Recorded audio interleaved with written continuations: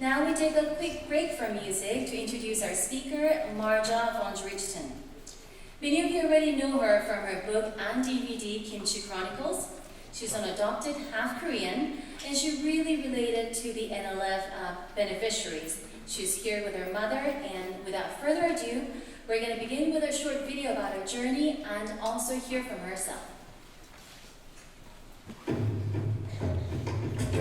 She was born in the outskirts of Seoul to an American GI and a young Korean woman. He was born in Alsace, France, land of pork and cabbage. She was put up for adoption at 3 and then lovingly raised in Virginia by her new family.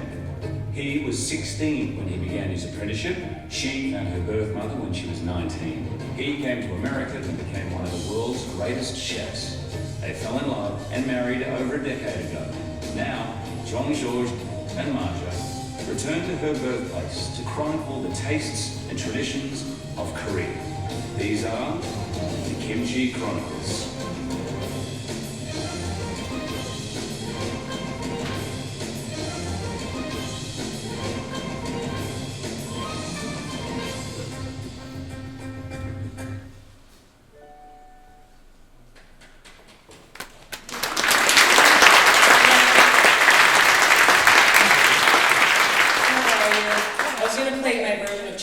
But I said forget it when he got up there. So anyway, I'll just kind of get into my story a bit. So I was born in South Korea to a young, unwed Korean mother. My birth father was a serviceman in the army, and he left my mother when she was pregnant with me. So my mother was left to raise me on her own in Korea in the mid-70s, not giving away my age. Love it. And she did the best she could for me under the circumstances. And, you know, due to society's lack of acceptance of people of mixed race, it was quite a challenge for my mother and myself. So she decided the best thing to do would be to give me up for adoption. And I was adopted by my African-American parents. My adopted mother's in the audience there. My father was an officer in the Marine Corps, and my mother is a civil rights attorney. So they were stationed in Korea at the time that I was there, and heard the plight of all these Amerasians who needed to find good homes. When they found me, I was at Father Keen's orphanage and hadn't been there a long time. And we quickly went through the adoption process, put me into school. I learned English very, very quickly. So I was then raised in actually Falls Church, Virginia, so I'm home now. I went to Duke Ellington School of Performing Arts, and I graduated from McLean High School, so I'm sure that some of those names are familiar to you. You know, I was fortunate enough to have a great, typical middle-class upbringing, piano lessons, tap dance lessons, you know, sports and all of those things. And I was lucky enough to be able to have parents that were very cognizant of my future, my future, in the sense that one day I would want to find my roots. So they kept a detailed record of my adoption. My adopted father, while in Korea, shortly after I was adopted, actually went door to door and found my birth mother and was able to collect information and pictures of my biological mother and family. And with that, when I went off to college, I decided I was going to start looking for her. Well, I called the Korean embassy in DC and I said, I'm half Korean, I'm adopted from Korea, I'm looking for my birth family. They put me in touch with some Catholic nuns who had made it their life's work to reunite these adoptees with their biological families. And lo and behold, after 3 months, I was able to, they found my birth mother, who's in Brooklyn. So, yeah, go figure. Because I was thinking, you know, I'll get on Sally, Jesse, Raphael, you know, have a picture up there, I'm gonna have to do the TV circuit. No, it actually kind of fell in my lap. So I had this number, the 718 number, in my hand after years of knowing that I was adopted, having memories of my life in Korea. And I waited. It took me about 3-4 hours to actually get up the nerve to call. And when I spoke to these nuns after they'd given me the number, they said, just, you know, be prepared for whatever's on the other side. We don't know if she's remarried, we don't know if she hasn't told her family about you, we just don't know, so we don't want you to be too disappointed. So I waited till, 11 o'clock midnight, I think, to call. And I called this number, and this really brash New Yorker answers the phone, and he says, hello. I think he thought I was a bill collector or something. So I said, hi. I said, my name is Marja Allen. I know I'm not making sense. My name used to be Brenda Bay. Is there a Korean woman living in your house? And the phone was quiet and silent. And I said, oh my God, he hung up on me. I have the wrong number. This is all wrong. All of a sudden, I hear this screaming and thumping. And he's screaming, Suki, your daughter's on the phone. So, my birth mother got on the phone. She presently fainted, so I didn't talk to her that first time. But we talked every day after that, and about a month or two later, I went to go visit her in New York. And we had a really emotional reunion. But the thing I remember the most about that day was that when I went to her house in New York, she had cooked all my favorite foods I had eaten up until the age of 3 in Korea. So I think my first dish was a japchae, I had bulgogi, I had chonga kimchi, which she put on the chopstick. And she handed it, she's just stuffing my face. And with the first bite, I had a flood of memories.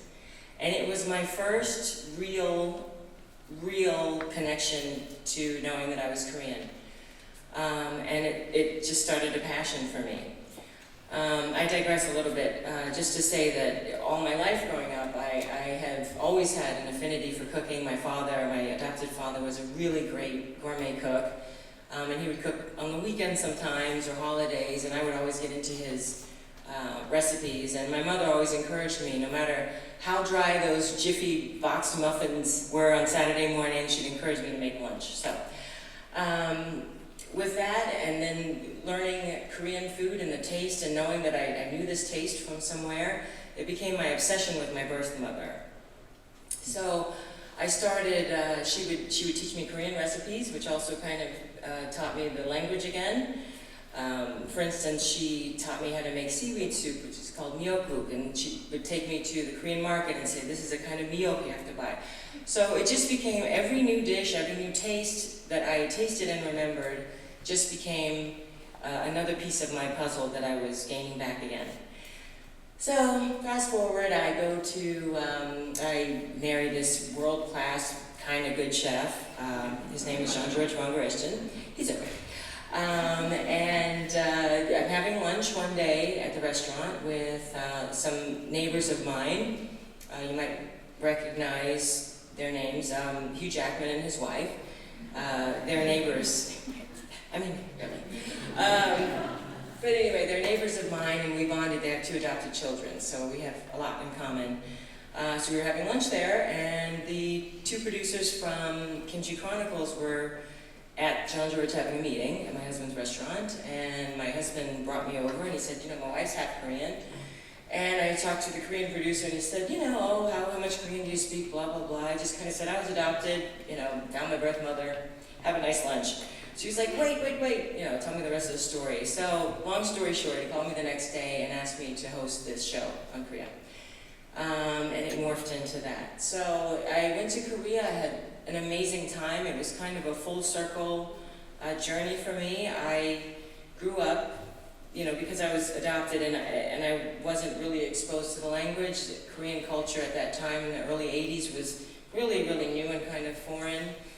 I wasn't exposed to much, so, when I did learn a few words of Korean with my birth mother, I would go to Koreatown and I'd try it out, and I felt like an American in Paris. Everybody would answer me in English, and I kind of felt like an invisible Korean.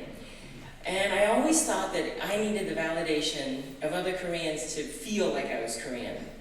But what I learned doing the show was that what was missing was a knowledge of myself, and myself is this Korean culture. So when we take the show, we had experts on everything, at the temples, at every tea ceremony, everything, and I just learned so much, and it really kind of healed that space in my heart. So it was an amazing experience. Since the show, I wrote a cookbook on, of course, Korean food. It's called Kimchi Chronicles. skills, Korean cooking for an American kitchen. I did my best to leave it as authentic as possible. My husband contributed a couple recipes, which are his kind of version on it. I also opened a restaurant in Shanghai, China in 2014. It's called Chikyu. It's a play on kimchi and barbecue, Chikyu. And it's won numerous awards, and we're having a lot of fun, and hopefully we'll be opening a second one in Beijing soon. So my mission to globalize Korean food is not dead. I am also coming out with a Korean food line, which hopefully will be in American stores and Japan and China in the next year or so, called Marge's Original. So I will be looking forward to that as soon as the launch happens. I just want to kind of wrap up by saying I think this foundation is so important to feeding people's dreams, and if you don't have dreams, it's hard to live and take a step and live another day. So my way of contributing and giving back is that I support 5 orphans in Korea as well, and hopefully I can do more than just be a financial resource someday. I'd really like to go there and spend some time and be more hands-on. So I thank you, all of you, for supporting this foundation, coming here, buying the tickets. You know, all of these children with these stories, they're all individuals with stories, and I hope that it touches you and you find even more ways to help and support them, or even mentor, whatever it is. Just an interest and just to be seen is sometimes enough. So thank you very much. 감사합니다.